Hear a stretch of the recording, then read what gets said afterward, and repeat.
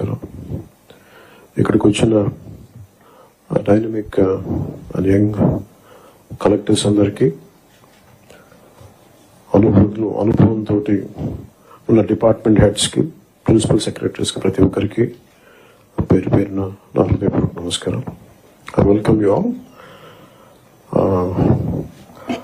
Thank you for giving me an opportunity to be a part of this meeting. మీ దృష్టికి, we came into power of a huge public mandate, 164 assembly seats, 21 MPs, 93% striking rate తోటి ఈ ప్రభుత్వాన్ని స్థాపించగలిగా ఉంటే, people are looking for very committed deep change కోరుకుంటూ ఉన్నారు. ఈ పరిస్థితికి రావడానికి మేమందరం కూడా చాలా నలిగి వచ్చాం. వ్యక్తిగతంగా మా మీద దాడులు కానీ, తిట్లు కానీ, ఇంక్లూడింగ్ గత ప్రభుత్వం నుంచి మాకు థ్రెట్స్ కానీ, ఇంక్లూడింగ్ కుటుంబ సభ్యుల మీద దాడులు కానీ, ఇవన్నీ అనుభవించి వచ్చామంటే, ఇంత భరించి మేము ఎందుకు వచ్చామంటే వ్యవస్థల్ని బతికించాలనే చెప్పు. గత ప్రభుత్వం కళ్ళ ముందే మీలాగా చదువుకొని సివిల్ సర్వీసెస్లోకి వచ్చి మీరెంత కష్టపడి ఐఏఎస్లు చదివి ఉన్నాలో, ఎంత పోటీ పడి, లక్షలాది మంది పోటీ పడితే a handful of collectors would come out and emerge out. అలాంటి ఒక ఇమినెంట్ వ్యవస్థని, బలోపేతమైన వ్యవస్థని గత ప్రభుత్వం దాన్ని ఒక ఆటబొమ్మలో చేయడం మా అందరికీ చాలా బాధ కలిగించింది. మేమందరం కూడా దేనికి బయటకు వచ్చామంటే, ఈ వ్యవస్థని బలోపేతం చేయాలి, వ్యవస్థని బలహీనం చేస్తారని చెప్పి at the cost of life దెబ్బలు తిని, ఒకవేళ మేము రాకపోయినా కానీ ప్రజాక్షేత్రంలో నిలబడి ఈ వ్యవస్థని బలోపేతం చేయాలని ఉద్దేశంతో ఇక్కడికి వచ్చాం. But God's grace and people's commitment, they save the democracy, they brought us into power. ముందు మీకు ఎందుకు దృష్టిలో ఉన్నా చెప్తున్నా అంటే, we are here to strengthen you, we are here to empower you, we are here to stand by you for good governance and accountable governance. ఇన్ని దశాబ్దాలుగా ఇప్పుడు ఆంధ్రప్రదేశ్, ఉమ్మడి ఆంధ్రప్రదేశ్ కానీ, విభజిత ఆంధ్రప్రదేశ్ కానీ ఎప్పుడు ఇంత ఇబ్బంది పడలేదు. గత 5 ఏళ్లుగా ఆంధ్రప్రదేశ్లో పాలన ఎలా ఉందో చూశారు. గతంలో చాలా మంది నా సన్నిహితులు, సహచరులు కొంతమంది చెప్తా ఉన్నారు, ఇదివరకు ఆంధ్రప్రదేశ్లో పనిచేయాలి బ్యూరోక్రాట్స్ అని అనుకుంటే ఐఏఎస్లు కానీ, ఐపీఎస్లు కానీ, ఎనీ సర్వీసెస్ నుంచి పోటీ పడేవాళ్ళం. ఇదివరకు ఒక మోడల్ స్టేట్ గా ఉండేది ఆంధ్రప్రదేశ్. ఇప్పుడు కూడా model state in the last 5 years లో. హౌ నాట్ టు బి, ఒక రాష్ట్రం ఎలా ఉండకూడదో తెలియజేస్తుంది. ఒకప్పుడు ఒక రాష్ట్రం ఎలా ఉండాలో తెలియజెప్పింది, ఇప్పుడు ఒక రాష్ట్రం ఎలా ఉండకూడదో తెలియజెప్పిందని. So we want to bring back, to take it back to the old state of under the leadership of dynamic leadership of honourable CM Shri Chandrababu Naidu garu. ఆయన అనుభవం, ఆయన దిశానిర్దేశం ఈ రాష్ట్రానికి బలంగా మేలు చేస్తుందని మీ అందరికీ తెలుసు, మా అందరికీ సంపూర్ణ నమ్మకం ఉంది. నేను పంచాయతీరాజ్, రూరల్ డెవలప్మెంట్ తో పాటు forest science and technology, environment శాఖలు కూడా తీసుకున్నాను. వీటిలో కొన్ని మీ సహాయ సహకారాలు కావాల్సినవి, మీరు ఏం కావాలని మేము ఆశిస్తున్నాం చెప్తాను. ఈ సంవత్సరానికి సంబంధించి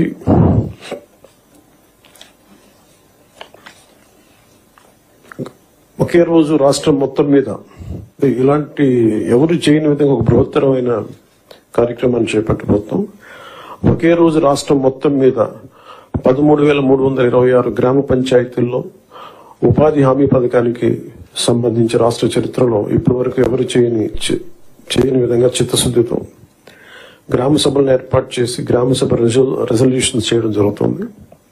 ఇది గ్రామ పంచాయతీలను బలోపేతం చేసే దిశగా మా కూటమి ప్రభుత్వం అడుగులు వేస్తుండటానికి మొట్టమొదటి మహత్కార్యమే ఇందుకు నిదర్శనం. 2014-19 మధ్యకాలంలో సుమారు 10,000 గ్రామాల్లో ప్రారంభించిన సాలిడ్ వేస్ట్ మేనేజ్మెంట్ ప్రోగ్రామ్ ని ముందుకు తీసుకెళ్లాల్సిన అవసరం ఉంది. అలాగే పైలట్ బేసిస్ లో పిఠాపురం నియోజకవర్గంలో ఇన్నోవేటివ్ ప్రాక్టీసెస్ తో ప్రవేశపెట్టబోతున్నాం. గ్రే వాటర్ మేనేజ్మెంట్ మెథడ్ ద్వారా లిక్విడ్ వేస్ట్ మేనేజ్మెంట్ ని ప్రాపర్ గా డిస్పోజ్ చేయడంలో ఒక ప్రాధాన్యత ఇవ్వబడుతుంది. స్వచ్ఛ భారత్ మిషన్ మరియు ఇతర కార్యక్రమాల కింద నిర్మించిన ఇండివిజువల్ హౌస్ హోల్డ్ టాయిలెట్స్ ని ODF+ చొరవ కింద మెయింటైన్ చేయబడతాయి. అలాగే హౌస్ హోల్డ్ లెవెల్లో సేఫ్ డ్రింకింగ్ వాటర్ అందించడానికి మేము JJM జల్ జీవన్ మిషన్ కింద ఆగస్టు 15, 2024 నాటికి పల్స్ సర్వే నిర్వహిస్తున్నాం.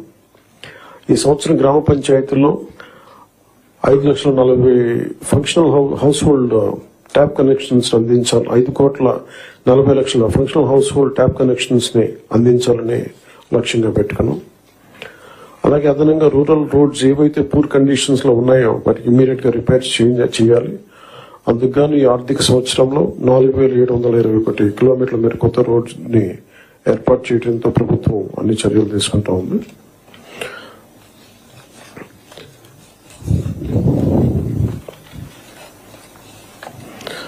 అలాగే మన స్టేట్ లో నోటిఫైడ్ ఫారెస్ట్లు 29.23%, 37,421 స్క్వేర్ కిలోమీటర్స్ ఫారెస్ట్ కవర్ ఉంది. ఈ నోటిఫైడ్ ఫారెస్ట్ కి బయట అదనంగా 10,221 స్క్వేర్ కిలోమీటర్స్ గ్రీన్ కవర్ ఉంది. చెరువు తీరాలు మన ట్యాంక్ ఫోర్స్ ఏరియాస్ లో హిలాక్స్ పైన ఇన్స్టిట్యూషనల్ ల్యాండ్స్ మరియు పంచాయతీ ల్యాండ్స్ లో కూడా ఎఫారెస్టేషన్ ప్రమోట్ చేయాలని చిత్తశుద్ధితో ఉన్నాం. అలాగే గుంటూరు, కర్నూలు, వెస్ట్ గోదావరిలో కూడా డిస్ట్రిక్ట్స్ ఫారెస్ట్ కవర్ చాలా తక్కువ ఉంది. ఫారెస్ట్ కవర్ పెంచేందుకు స్ట్రాటజిక్ ఎఫారెస్టేషన్ ఎఫర్ట్స్ మీద ఫోకస్ చేయాలి. అందుకు ఫారెస్ట్ ఏరియాస్ ని ప్రొటెక్ట్ చేయడం, బౌండరీ డిస్ప్యూట్ ని సెటిల్ చేయడం, ఎన్క్రోచ్మెంట్స్, ఇల్లీగల్ యాక్టివిటీస్ నుంచి సేఫ్ గార్డ్ చేయడం ద్వారా ఫారెస్ట్ కన్జర్వేషన్ ఎఫర్ట్స్ చురుగ్గా మద్దతు ఇవ్వాలని అధికారులందరినీ కోరుకుంటున్నాను.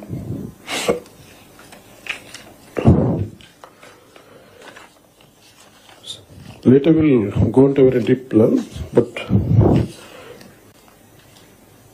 నాకు వారంత అనుభవం లేదు కాబట్టి I would like to learn. It's learning part గా తీసుకున్నాం.